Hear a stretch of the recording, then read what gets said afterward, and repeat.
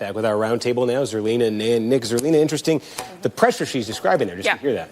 I think every Black American can relate to what she's talking about. I was the first and only in many instances in my education and also professional life. And so I think she's correct to say that as the first Black family in the White House, they did have to be perfect. She couldn't say everything that probably she wanted to say or wear things that had messages on them.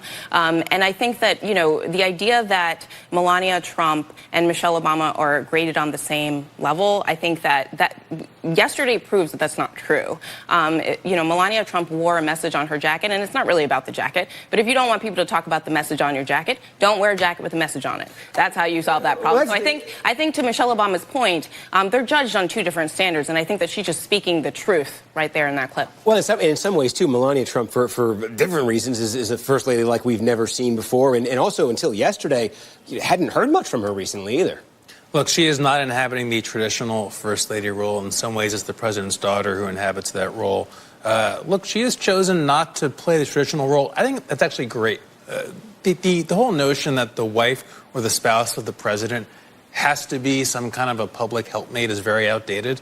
I think if she wants to stay indoors and do her thing, she should.